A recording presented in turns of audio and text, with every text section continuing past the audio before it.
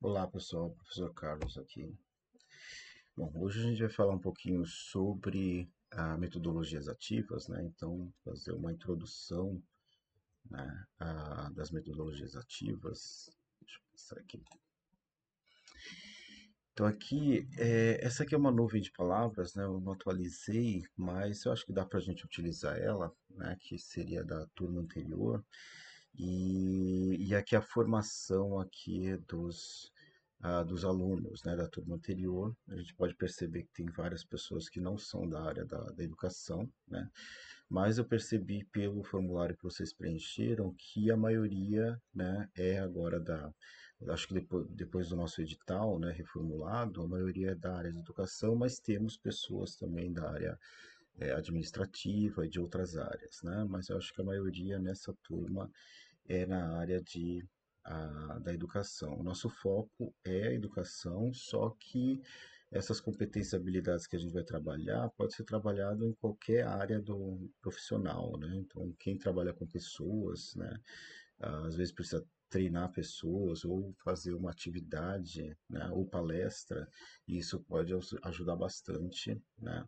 Também outros profissionais que não sejam da área de educação, né? E aqui eu fiz um levantamento também, né, sobre para que serve a escola, né? Então os levantamentos também foram muito semelhantes, né?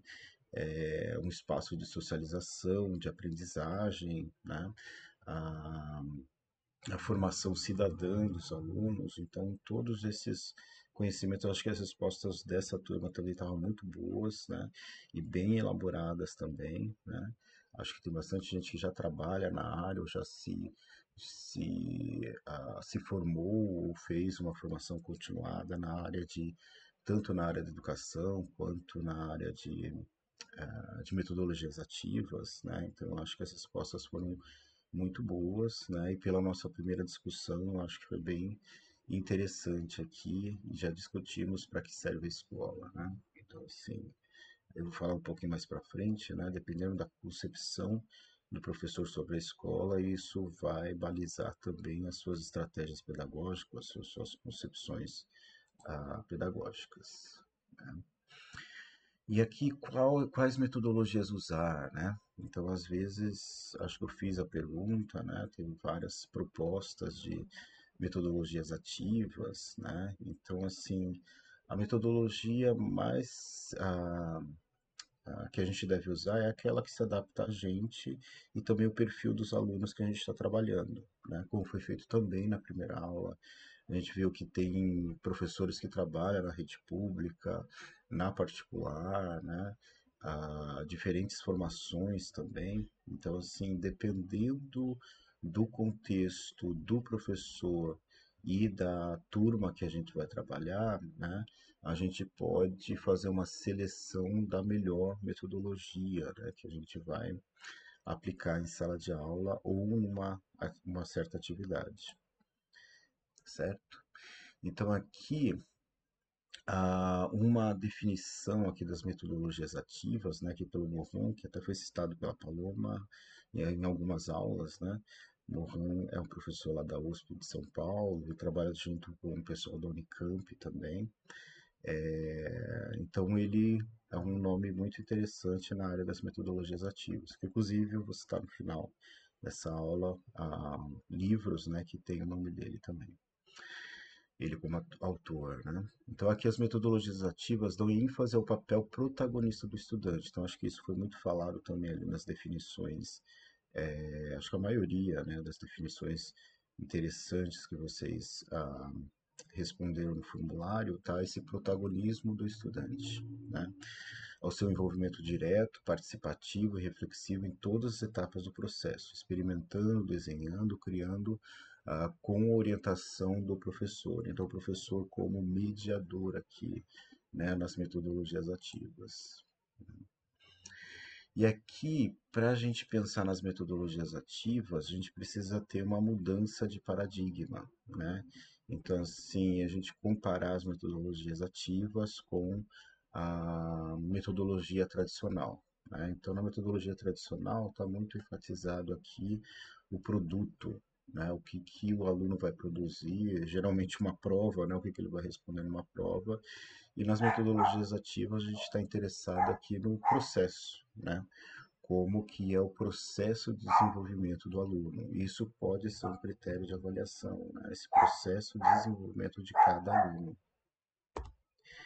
As respostas também, né? Então, assim, no processo tradicional, né, as respostas são bastante importantes, né, se o aluno responde certo ou errado, e na realidade, nas metodologias ativas, o que é enfatizado são as perguntas, né, e os problemas para que eles possam resolver, né, solucionar. Né.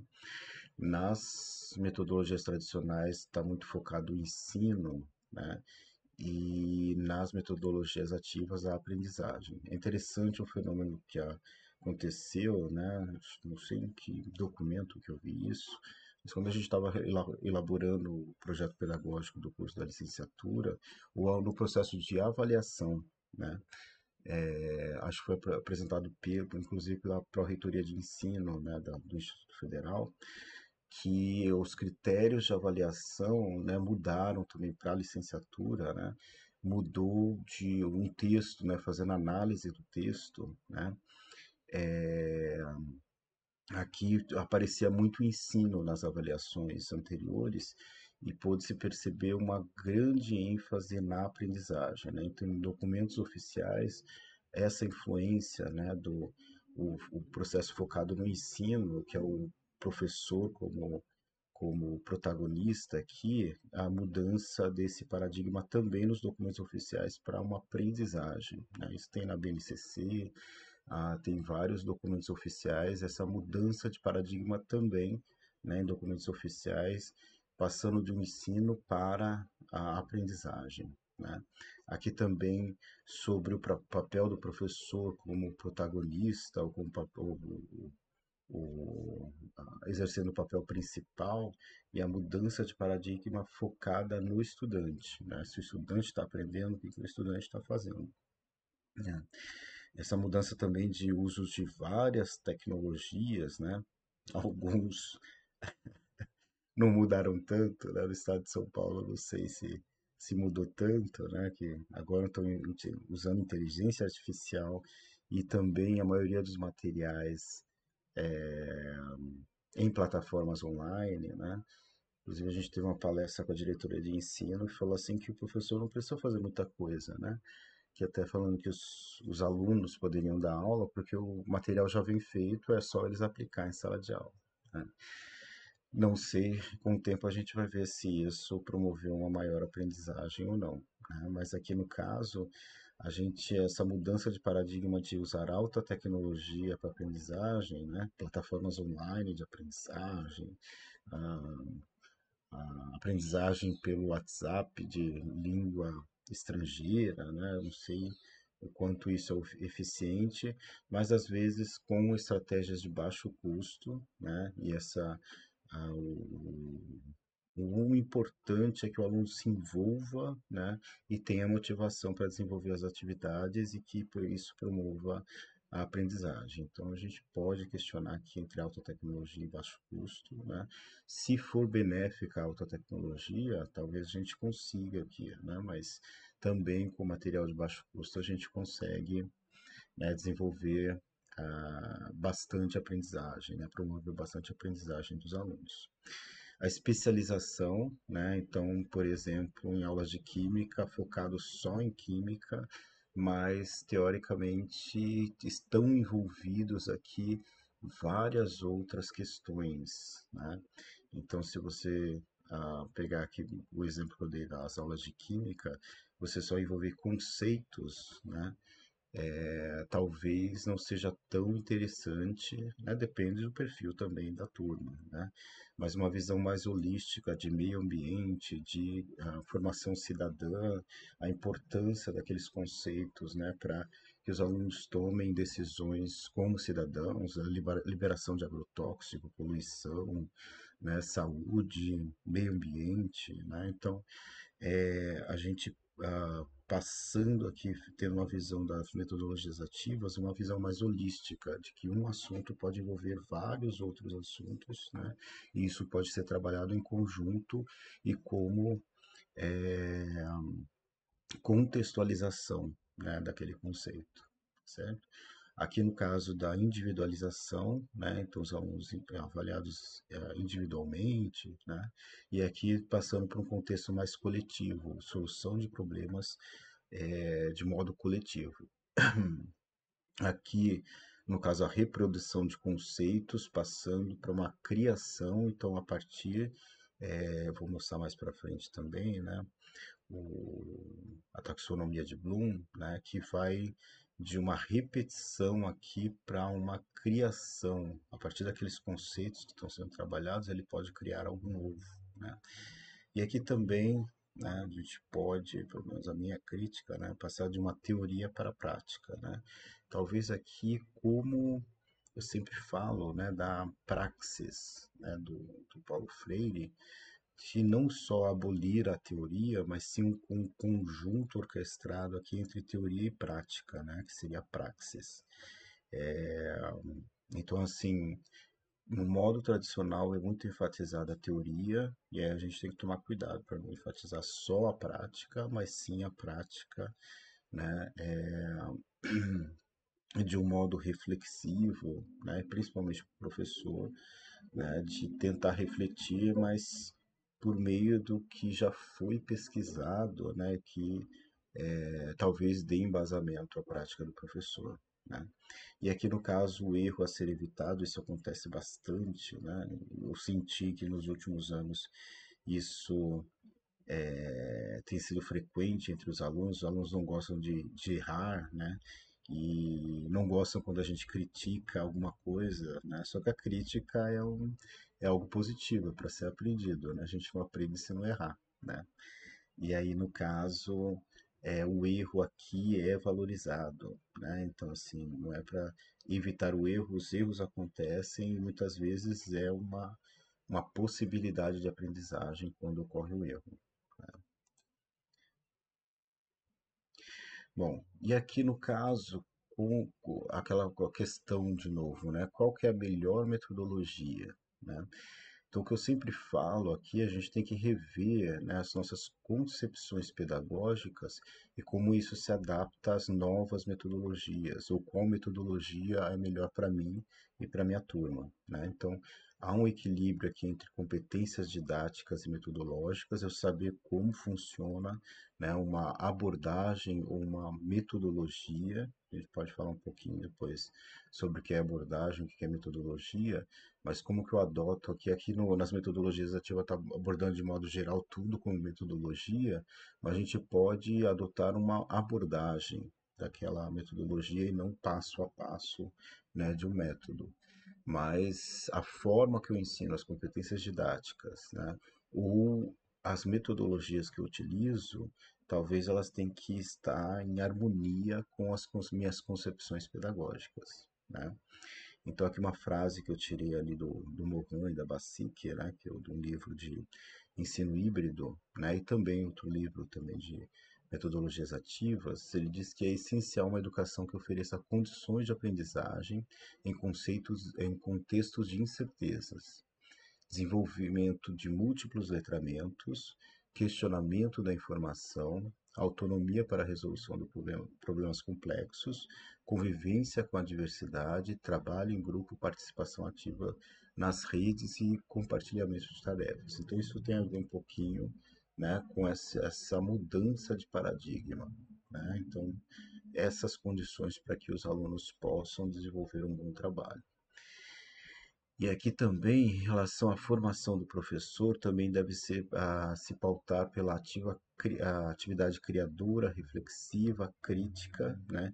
E essa reflexiva e crítica, né, como eu falei da teoria, baseado, né, no que a gente reflete ou que os pensadores pensam, né, sobre a pedagogia, sobre a didática, né? Acho que ajuda bastante a gente refletir sobre a nossa prática, né? Usando as mídias e as tecnologias como linguagem e instrumento da cultura, estruturante do pensamento, do currículo, das metodologias metodologias e das relações pedagógicas, né?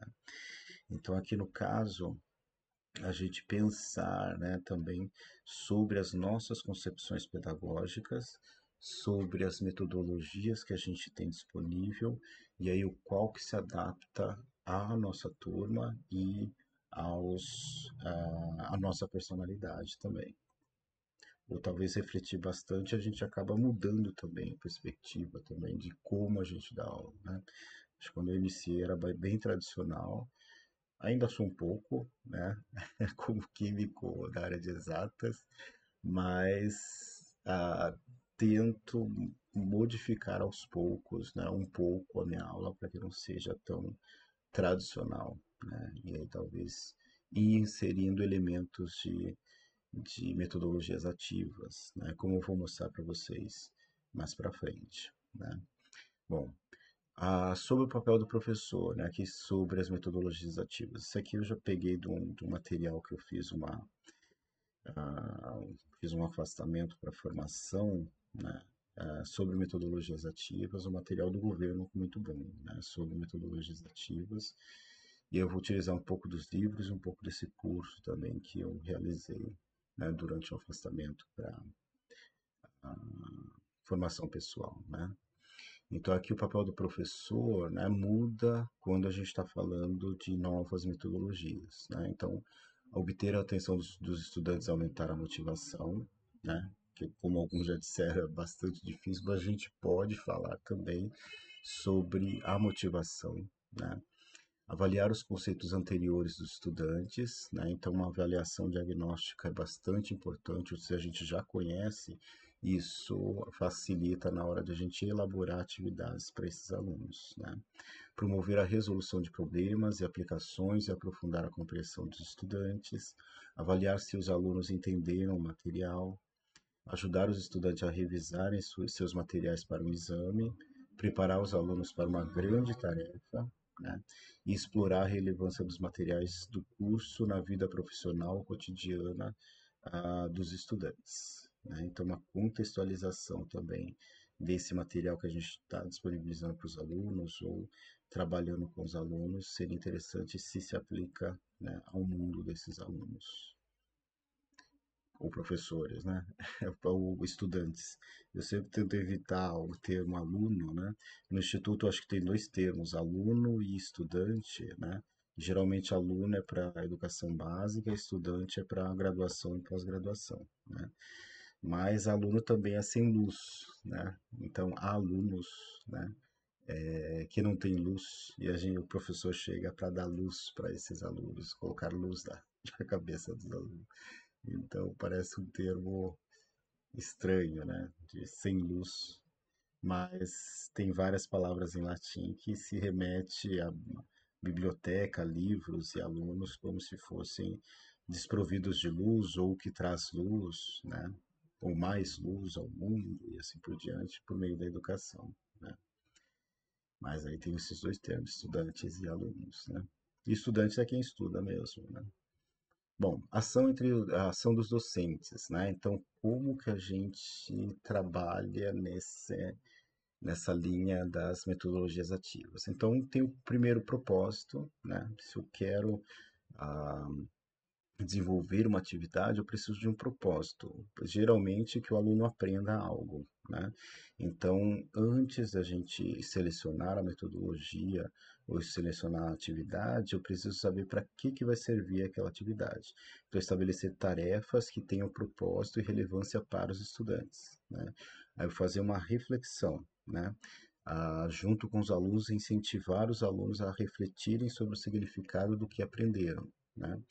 A negociação, permitir aos estudantes que a negociação de objetivos e métodos de aprendizagem com o professor, que é o ideal, né? Geralmente a gente já chega com tudo pronto, né? Nessa disciplina eu consigo, né, fazer essa a negociação. Geralmente no primeiro dia de aula também eu faço a negociação com os alunos, mas algumas disciplinas, né, ou dependendo dos alunos a gente já conhece, né, no curso que eu dou lá na graduação, conhecendo a turma, às vezes algumas turmas são um pouco mais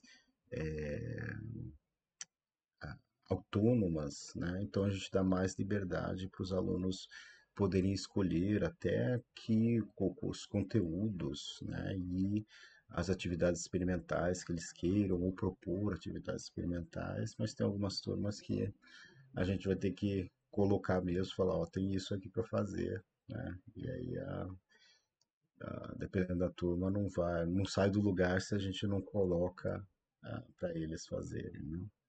Vai depender muito do perfil da turma. Avaliação, incentivar os alunos, né? Aqui aparece aluno, estudantes, né? Mas incentivar os alunos a avaliarem criticamente diferentes formas e meios de aprender o conteúdo, né?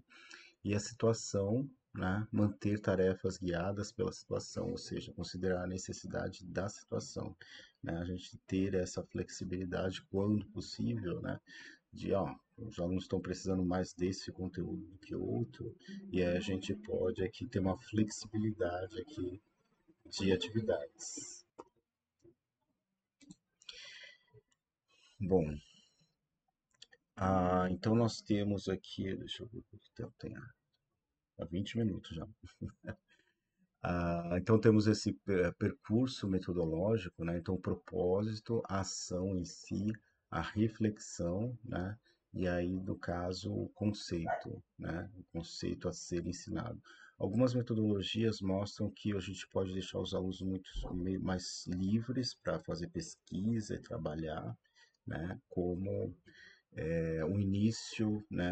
Por exemplo, a aprendizagem baseada em problema, a gente dá um problema para os alunos, eles pesquisam, depois faz ah, uma reflexão em conjunto e aí só depois o conceito é definido. Então, dependendo do que eles trouxeram, o professor pode avaliar, pode discutir com os alunos para ver se aquele conceito está, aquilo está certo ou errado, e aí o professor no final define o conceito, né, e fecha, né, com o que eles pesquisaram, com o que foi discutido e o que é aceito, pelo menos na nossa área, cientificamente, né?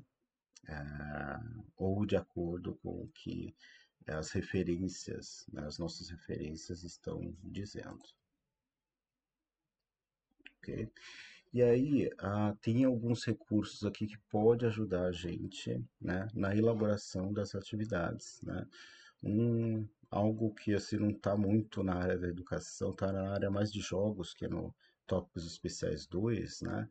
Mas para elaborar uma atividade, para a gente programar, né, uma atividade, ou até dá para expandir isso para a nossa vida, para um dia na nossa vida, né? Tem, não sei se vocês já viram, essa jornada do herói, né? Que está nesse livro, né, do Joseph Campbell, né?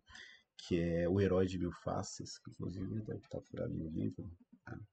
E aí tem aqui esse ciclo aqui, se eu não me engano, de 12 etapas da jornada do herói, né? Então, eles usam isso para elaborar história em quadrinhos, filmes, livros, né? Tudo, tem alguns que falam que todos os filmes seguem essa esse ciclo, né? Então, Senhor dos Anéis, Harry Potter, todos eles seguem essa jornada do herói, né? Então aqui o herói ele está no mundo comum, né? Então tem um chamado à aventura, até dá para descrever isso um dia na nossa vida, né? O despertar do relógio de manhã, a recusa, né? O snooze, a recusa do chamado, né? Encontro com o mentor aqui, o pai, a mãe, a esposa, né? Preparando o café da manhã, né? E aí a travessia do primeiro limiar, né? Então sair de casa para ir para o trabalho. Ventre da baleia aqui, né? Seria o próprio meio de trabalho, o metrô ou algo parecido. E aqui a aproximação da caverna oculta, né? Então o trabalho em si, e aqui a grande tarefa, a aprovação suprema, né? O ataque do dragão, né? E aqui vencendo aqui a aprovação suprema, tem a recompensa, o caminho de volta, a ressurreição, a retorno com o Elixir, ou seja, o herói transformado e volta para o mundo comum, né? Então aqui com essa jornada do herói, dá para a gente criar várias histórias, inclusive, né, é, elaboração de, esqueci como é que chama, estudo de casos, né, que a gente cria uma história para fazer uma atividade para os alunos. Mas assim, qualquer atividade a gente pode pensar aqui, né, na jornada do herói. Ok? Isso é só uma dica só. Tem esse aqui também, o cone da aprendizagem, né, que vários autores aqui dizem que quando o aluno está fazendo algo mais prático, né, ele está mais ativo e ele consegue aprender mais, né?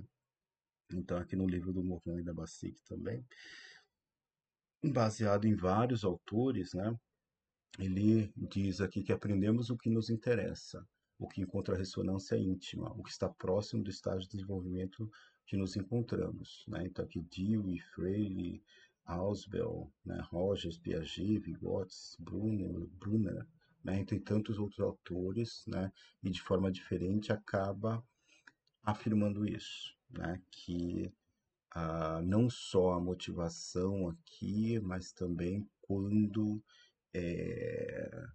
aquilo toca os alunos, né? E aqui pode ser prático, mas pode ser também que um perfil de um aluno um pouco mais introvertido. Tem a psicologia também que a gente pode analisar, né? Introvertido talvez gosta de ler mais, né? E aquele mais extrovertido, ele gosta de colocar a mão na massa, gosta de trabalhar com outras pessoas, gosta de intervir, às vezes nem aprende, gosta mais de intervir do que aprender, né? Mas dependendo do perfil do aluno, né?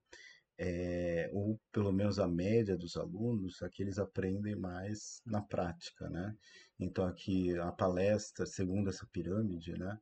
Aqui talvez quem é mais auditivo, né? Então por meio de a palestra, né? Talvez aprenda mais, tem uma porcentagem maior, mas em média apenas 5%, né, dos estudantes eles aprendem por meio de aula expositiva, por exemplo, né? Aqui a leitura talvez seja um pouquinho mais, 10%, né? E aqui já inclui o auditivo e o visual, né? Então aqui no caso, a 10% aqui é retido com a leitura, né? E aqui também tem o perfil do ativo até o passivo, né? Então aqui o audiovisual, né, por meio de vídeos, né, então 20%, a demonstração, né, talvez experimentos demonstrativos, demonstração de algum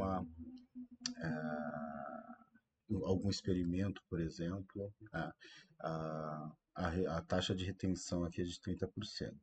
E aqui no caso a discussão aí envolve já o sinestésico, o visual e o auditivo, né? Então numa discussão, talvez a taxa de retenção é maior, né? 50%, segundo aqui esse cone de aprendizagem.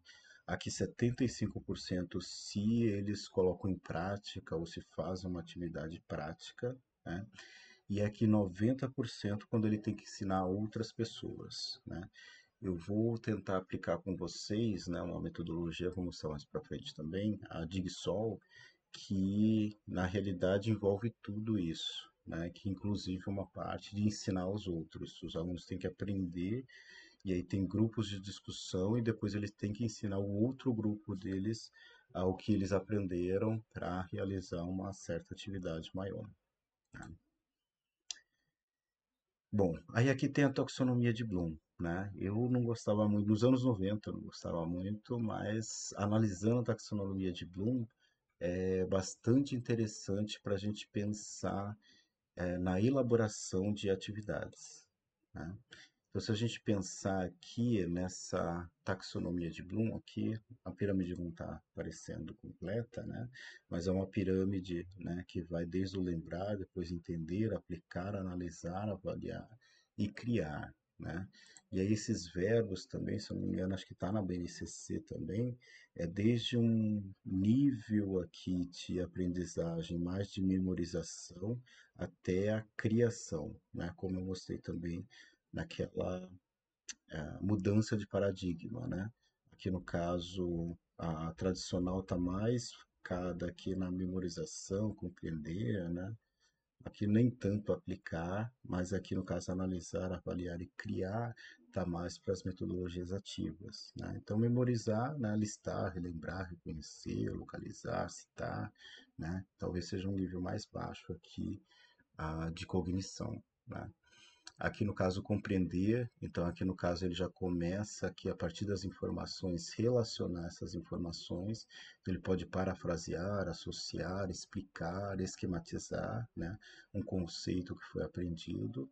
Depois ele pode aplicar, né, utilizar aqueles conceitos, né, criar, não, ainda não está no criar, né, mas modificar, experimentar, calcular, né, classificar. Então está aqui nesse nível aqui de aplicar. Depois analisar, resolver, categorizar. Então, a partir do momento que ele teve aquele aprendizado, ele tem novos elementos, ele consegue categorizar ali aquelas palavras, por exemplo, frases, né? Diferenciar, comparar, né? Então, a partir do conhecimento que ele adquiriu, ele já pode conseguir aqui organizar aqui os pensamentos para demonstrar que realmente ele aprendeu aqueles conceitos, né? Depois, avaliar, né? O penúltimo aqui estágio seria defender, delimitar, estimar, selecionar, justificar. Então, ele vai pegar aqueles conceitos para tentar defender algo, né? Ou delimitar o que é, o que não é, que está dentro daquele escopo, né? Estimar, né? Fazer avaliações de estimativa, por exemplo, a partir de um certo resultado ele consegue estimar se algo, prever algo, né? E aqui no caso o último estágio seria criar, né? Então elaborar, desenhar, produzir, prototipar, traçar, idear, inventar. Então aqui quando ele consegue a partir dos conhecimentos que ele desenvolveu, ele consegue aqui criar algo novo, né? Baseado no que ele aprendeu. Tá certo? Então, assim, a taxonomia de Bloom pode ajudar bastante a gente sobre os nossos objetivos. Qual que é o objetivo da atividade? Será que está mais nessa categoria ou se está mais nessa categoria? Essa aqui talvez dure mais tempo, né? Mas se o nosso objetivo no final de um ano letivo, por exemplo, é conseguir chegar a esse estágio aqui, é bastante interessante, né? Geralmente eles só ficam nessa memorização aqui, né? Bom, e aqui tem um outro conceito que eu acho que é interessante, que ajuda bastante a gente na elaboração de atividades, é o conceito de flow, né? Que do Mihaly Csikszentmihalyi, né? Se não me engano, acho que era polonês, morreu acho que uns 3 anos atrás, né? Mas, inclusive, um curso que eu fiz, ele ah, tinha uma palestra dele, não era um curso à distância, né? Que eram palestras gravadas e gravaram uma palestra com ele sobre esse conceito de flow, né, que é o fluxo, né, fluir, né? Então aqui ele diz que algumas atividades a gente perde a noção de tempo e espaço desenvolvendo aquela atividade. Por exemplo, num jogo, né, as crianças passam horas e horas sem ficar entediadas com aquela atividade, né? E como que a gente faz esse equilíbrio, né? Também um conceito que eu estudei sobre felicidade autêntica, né? Acho que é um autor, um psicólogo dos Estados Unidos, que ele usa esse conceito de flow também para questões da felicidade, né? De alcançar a felicidade. Então, aqui no caso, seria um equilíbrio entre o desafio e as habilidades. Então, quando a gente desenvolve uma atividade, a gente tem que fazer um equilíbrio aqui entre as habilidades que os alunos têm e os desafios que serão propostos para eles, né? Então, por exemplo, nesse gráfico aqui, a gente focar aqui no flow e na apatia, então aqui no caso, se a habilidade ou talvez também no relaxamento e na ansiedade, né? Mas assim, se a habilidade é muito baixa dos alunos e os desafios são muito grandes, então está aqui na faixa de ansiedade, né? Então a gente dá um desafio muito alto para os alunos, né? E aqui no caso a habilidade deles são muito pequenas, só vai causar ansiedade e ele vai largar aquela atividade, né? Depois a gente pode pensar num jogo, né?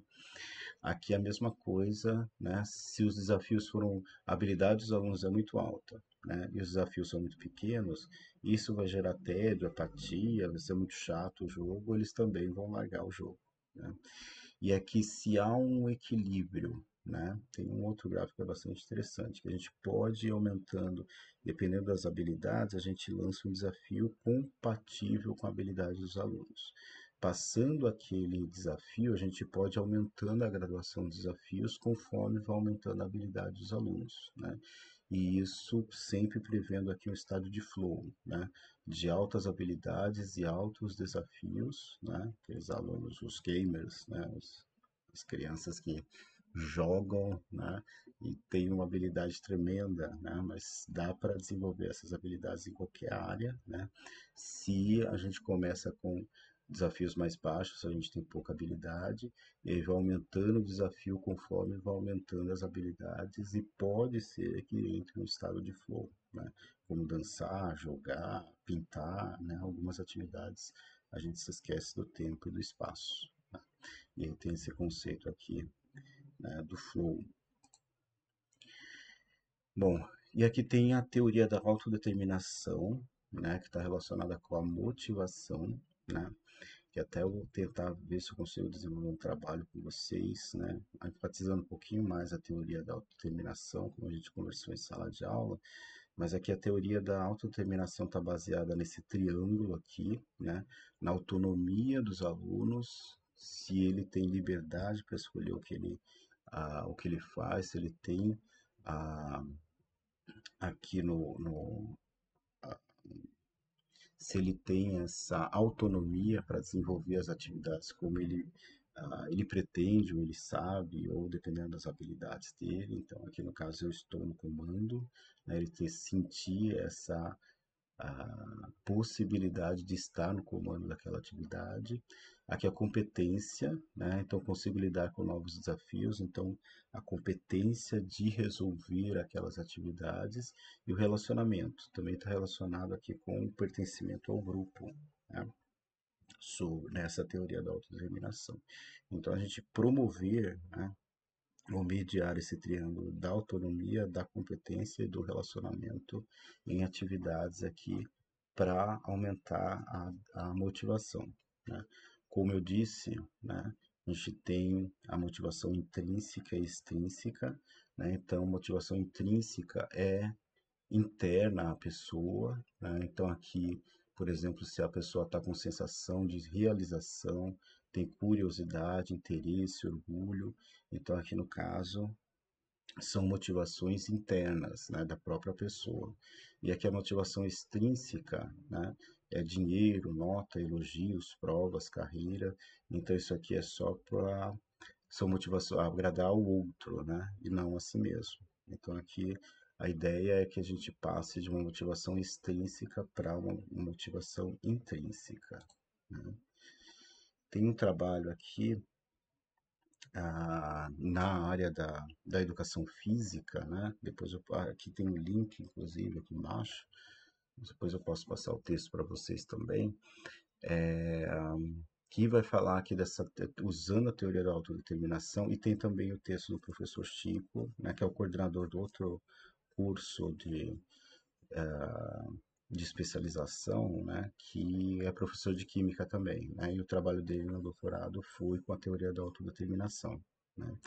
Então, aqui no caso, mas aqui eu achei interessante nesse trabalho essa tabela que a menina montou, né, sobre a motivação, ou seja, a não motivação, a motivação extrínseca, então os vários níveis da motivação extrínseca, e o único nível aqui da motivação intrínseca, quando aquilo já é interno à pessoa e ela é motivada internamente para realizar alguma atividade. Então, aqui no caso,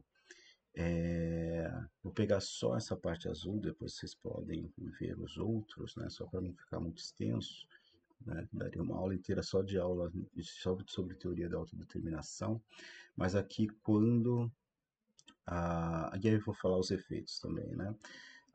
Quais as intervenções que os professores podem fazer que podem promover ou a motivação, motivação extrínseca ou a intrínseca. Lembrando que isso é um processo, né? Para passar, dá para passar da motivação à motivação intrínseca. Dá, né? Mas isso é mais raro. O ideal é que fosse de passo em passo até chegar aqui à motivação intrínseca, né? Então, vou pegar só esse azul aqui, ó, forçar a participação, né? Que não seria adequado, né? Então, aqui no caso, isso pode causar, além as outras ações aqui, né, ignorar o aluno, entrar em atrito, né, acaba tendo um efeito aqui de autoimagem negativa, né? Se eu entro para motivação externa, regulação introjetada, identificada e integrada. Então, aqui focar nos motivos externos, né? Dar recompensa, encorajar, isso aqui acontece bastante, né? Dar um bombom se ele fizer a atividade, né? Se não tiver mais a recompensa, ele abandona a atividade, né? Entender o porquê do aluno estar por lá, né? Por que que ele está fazendo ali se ele não quer estudar, né? E aí ele acaba que se não tiver focado nos motivos externos, ele vai acabar abandonando a atividade assim que não tiver mais essa motivação, essa regulação externa. A regulação introjetada, fazer pressão, promover sentimento de culpa, né, mostrar os benefícios de forma negativa. Isso aqui também vai promover aqui uma adesão de curto prazo. Também quando não tiver pressão, né, não tiver ele esqueceu o sentimento de culpa, ele vai abandonar a atividade, né? Regulação identificada, atenção aos valores pessoais, então aqui dá importância aos sentimentos dos alunos, mostrar razões significativas para aquela atividade, a adesão é de longo prazo, né, boa e satisfação pessoal, né? Aí depois a regulação introjetada, estimular a identificação pessoal com o exercício. Aqui eu estou falando de exercício físico, né, que é um trabalho de educação física. Elogiar melhorias da técnica aptidão, fornecer o desafio ideal, né? Então essas ações do professor pode promover a adesão a longo prazo boa e autoimagem positiva. E aí, na regulação intrínseca, concentrar-se no prazer e diversão em fazer o exercício, né? No caso, o exercício físico, né? Fornecer escolha, informação, promoção de desafios, né? Clima positivo, agradável de integração total, né? Adesão a longo prazo, ótima satisfação pessoal, altos resultados positivos, muito positivos, né? Então, aqui no caso, nesse trabalho mostra uma ação gradual de como a gente promover aqui desde a motivação até a motivação intrínseca, né? Que não é tão fácil assim, né? Mas se a gente tiver, como eu disse, né, essas concepções talvez consolidadas, né? E nesses dias eu tinha que dar uma aula de laboratório de química inorgânica, os alunos precisam sintetizar e caracterizar um composto e aí os alunos faltaram numa aula, eu fiquei com raiva, e aí falei que eles tinham que fazer do jeito que dá, mas falei, se eu fizer isso, se eles já não estão muito motivados, vai ficar menos motivados ainda. Então, fui com calma, né, conversei com eles, né, e aí deu tudo certo, sintetizaram na aula passada, eu reservei duas semanas para sintetizar, sintetizaram em uma semana, né, estamos todos felizes, né, deu tudo certo semana passada, né, então talvez a gente dar um passo atrás e pensar, será que isso vou descarregar minha raiva, mas talvez para o propósito ah, da, da minha profissão, né? A ideia é promover a aprendizagem e não se vingar dos alunos por eles terem feito alguma ação que a gente não gostou, né? Em geral, a gente que é o promotor da aprendizagem, né? O mediador, né? Bom, e aqui eu vou passar, já estamos com 43 minutos, passar com alguns exemplos, vou tentar passar de maneira rápida, exemplos de metodologias ativas, né?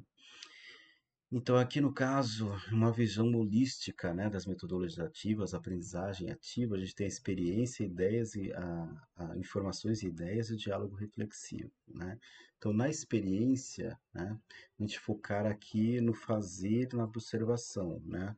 Atual e simulado, né? Então, a gente pode ter uma experiência que seja real, que está acontecendo realmente, o problema a ser resolvido por exemplo, na situação atual do Brasil, da região, da cidade, ou até dentro da escola, ou até em sala de aula, né? Ou a gente pode simular, mas é promover essa experiência, né? Fazendo e observando, né? Então, ricas experiências de aprendizagem, né? Segundo alguns autores, né? Quando a gente consegue promover essa experiência, né? É um espaço muito interessante de aprendizagem, né? Aqui é onde serão retiradas as informações e as ideias, né? Então, fontes primárias e secundárias, né? Então, talvez artigos, livros, informações, notícias, né? Então, a gente tem que pensar sobre as fontes primárias e secundárias aqui para o levantamento de informações e também da discussão de ideias, né? Consultá-los em classe, fora da classe, online, né? Para o levantamento das ideias. E aqui o diálogo reflexivo, né? Então, aqui no caso, como a gente vai ver, Minute Papers, portfólio de aprendizagem, diário de bordo, né? Então, sempre um diálogo e isso pode ser também é, anotado, né? Para a gente não perder, por exemplo, o diário de bordo, não perder, né, o processo, né? E eles também, né? A gente tem uma aula, inclusive nessa disciplina, né? Às vezes a gente faz um diário de bordo para que a gente acompanhe momento a momento que a gente desenvolveu, né? E talvez eu tenha que criar o diário de bordo para a gente também ver qual foi o nosso percurso, né? E também essas anotações, eu vou mostrar Minute Paper, uma descrição do que foi feito em 1 minuto. Então, e quando é aula presencial, né, eles escreverem um papel, né, um resumo do que foi trabalhado em sala de aula, né? Isso pode ser valer como avaliação, né? Ou talvez no final juntar todos esses Minute Papers, né, e fazer um resumo do que foi discutido durante um processo, né? Portfólios de aprendizagens, né? Então eles escreverem um portfólio, né, sobre um tema específico que está sendo trabalhado, né? E aí sobre o tema ou sobre o processo de aprendizagem, né? Então essas anotações, né? Um diálogo reflexivo, né? Não só oral, mas também escrito. Bom, aqui primeira metodologia ativa, que já é ativa por si só, é o trabalho em grupo, né? A gente pode pensar também que o trabalho em grupo, se for bem organizado, né, metodologia ativa em que os alunos vão desenvolver um projeto, um trabalho, né? Então aqui, para um trabalho em grupo, os objetivos precisam estar definidos, né? Porque eles estão trabalhando juntos, o que se espera que eles realizem, né? As formas de dividir a tarefa em unidades menores, né? Então, talvez não fazer um Frankenstein, mas que eles se reúnam para dividir as tarefas, depois se reúnam para unir essas tarefas, para que eles possam discutir o trabalho total, né? Para ver se está adequado, né? Formas de alocar a responsabilidade por diferentes aspectos do trabalho, formas de alocar a responsabilidade organizacional, uma linha de tempo de amostra com pontos de checagem sugerido para as etapas de trabalho a serem concluídas, né? Então, é uma ideia aqui para a gente pensar sobre os trabalhos em grupo. E aqui também nas aulas expositivas tem algumas formas a gente tornar ela um pouco mais ativas, né? Por si só, a aula expositiva é bem tradicional, né? O professor fala, o aluno escuta, né? Mas aqui a gente pode tornar um pouco mais interativas essas aulas expositivas. Então, a gente pode fazer pergunta para os alunos, né? Geralmente, quando eu faço pergunta, eu enfatizo, ó, é uma pergunta, não é, é para vocês responderem, né? Dependendo da turma, demora, às vezes não respondem, né? Mas a gente pode aqui incluir perguntas, né, em uma aula expositiva. Demonstração em sala de aula, né? A gente pode fazer uma aula demonstrativa que eles observem, até eles possam, né, manusear o material da demonstração. One Minute Paper, né, trabalho de curto de 1 minuto. Então, a gente pode dar um tempo para eles escreverem no pedaço de papel um resumo do que foi trabalhado, o que foi exposto, né, já que a gente está trabalhando aqui com aulas expositivas. Brainstorming, né, fazer um levantamento do que eles sabem sobre um certo assunto, né? Sempre faço nas aulas de química a definição do que é química, né? Principalmente de alunos iniciantes, mas às vezes até alunos que já estão há algum tempo com a química, mas não sabem definir o que é química, né? Então eu vou levantando com eles ideias sobre o que é química para a gente definir fazer uma definição sobre o que é química, né? Think, pair, share, né? Pensar, compartilhar, socializar. Pair aqui no caso é parear, né? A tradução só é compartilhar. Mas aqui no caso eu dou uma questão para eu dou um tempo, é bem americano isso, né? Dou um tempo para eles pensarem, depois um tempo para eles se juntarem em duplas, e aí depois uma apresentação dessas duplas para o grupo todo e fazer a discussão, né? Há pequenos casos e cenários, então eu posso criar uma pequena história, um cenário, para que eles reflitam sobre um certo assunto, né? E também discussões, né? Fazer uma roda de discussão, né? Que aí eu consigo integrar aqui a aula expositiva com a discussão entre os alunos. Bom, mas aí, a partir disso, quando a gente fala de metodologias, aquelas já cravadas, né, que tem um nome próprio, como eu disse para você, a gente vai tentar também desenvolver metodologias ativas, né, mas aqui, dentre as que estão no mercado, né, quais que a gente poderia escolher, né? Aqui um levantamento, né, a gente tem ensino híbrido, PBL, gamificação, aprendizagem baseada em jogos, né, peer instruction, mapa mental, né, Steam, né, a, game-based learning, né, que é uma aprendizagem baseada em jogos, evidências, né, resultados e desafios. Então, tem várias metodologias e qual delas a gente pode escolher, né, para a atividade que a gente pretende aplicar.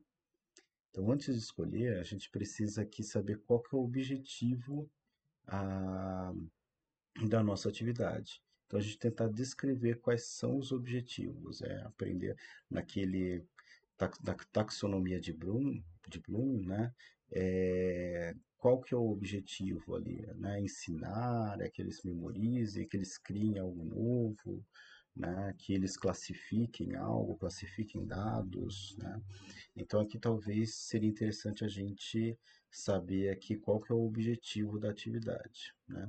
Depois a gente faz uma seleção provisória, né? Qual que é a metodologia que mais se adequa aqui àqueles objetivos que eu quero ali desenvolver com os estudantes. Depois fazer aqui, saber aqui se eu não já fiz, ou determinar o nível de conforto dos alunos com esse tipo de atividade, com metodologias ativas, né? Se eles conseguem trabalhar em grupo, conseguem discutir sem derrubar a escola, né? Então aqui avaliar o perfil aqui dos alunos, tá certo? E aqui no caso também o professor, né? Qual que é o nível de conforto que eu tenho aqui com aquelas metodologias ativas, né? Então, se for uma metodologia muito revolucionária, né? Ah, tem que ver também o nível de conforto do professor para aplicar aquela atividade, né? Determinar se o método é prático, se é possível aplicar ali naquela sala de aula, naquela escola, né? Então, determinar aqui se é prático, se é praticável, né, aquele tipo de metodologia, né? Aqui a permissão, né, determinando se você terá permissão para usar essa estratégia, dependendo da escola, não deixa nem mudar as carteiras de lugar, né? E aqui no caso, talvez ver se tem tempo suficiente, se tem permissão de trabalhar com certo conceito, né, por quanto tempo, né? Ah, às vezes é tudo contadinho, como eu disse, em algumas escolas do estado, né, talvez alguns coordenadores liberem mais, mas algumas o professor tem que dar em um certo determinado tempo, né, um certo conteúdo e com o material que a escola disponibiliza, né? E aí, no caso, depois de pensar sobre tudo isso, eu posso implementar, né? Então, implementar o método escolhido. Ok? Bom, e aqui no caso, o tipo de objetivo, né? Então, qual o nível de aprofundamento que eu quero que os alunos tenham, né? Então, aqui, se eu tenho um tipo de objetivo, se um for de um menor nível cognitivo, né, eu posso usar uma estratégia mais simples aqui, né, e aqui para o nível cognitivo menor, aqui a aprendizagem individualizada, autoaprendizagem mediada ou multimídia, talvez seria a estratégia mais apropriada, né? Então, use, se seu objetivo for fornecer aos seus alunos apenas uma introdução, uma visão geral de uma área, ou para tratar de um tópico-chave do seu curso, né? Objetivos altamente cognitivos, ou seja, os alunos precisam ter um desenvolvimento cognitivo maior, né? Então, talvez o mais adequado seria a discussão em classe, estudo de casos, simulação ou jogo, né? Então, lembre-se que é quase sempre necessário envolver ativamente os alunos no processo de aprendizagem, para que tais objetivos possam ser efetivamente alcançados. Portanto, se você considerar apoiar qualquer ensino inicial, definindo os estudantes uma tarefa ou projeto individual de algum grupo, né? Então, aqui no caso, quanto maior, né, o objetivo aqui cognitivo, ou a capacidade aqui de cognitiva que vai precisar dos alunos, o planejamento vai ter que ser maior aqui, né? Então, um levantamento diagnóstico dos alunos, qual a estratégia mais adequada, se leva muito tempo para desenvolver aquela atividade, então vai ter que ter uma organização maior aqui, né? Objetivos afetivos, né? Eu quero que os alunos interajam, né, afetivamente com aquela atividade. Então, um exercício de encenação, sessão de feedback mediada, um seminário ou uma discussão em classe. Eu vou ter que sair daqui a pouco, vou ter que pausar a aula. Mas aqui, embora você possa geralmente começar a atingir tais objetivos por meio de palestras objetivas, esses provavelmente precisarão ser apoiados por formadores de atitude mais poderosos, né? Então, aqui o nível cognitivo também, né, talvez com um certo tempo de trabalho com a turma, talvez seja possível desenvolver nesse nível, né, de encenação, sessão de feedback, mediada, seminário, discussão em classe, né? E objetivos psicomotores, né? Então, aqui nesse caso, quando são atividades, né, para utilizar o corpo, né? Experiência baseada em trabalho, laboralmente ou em estúdio, né?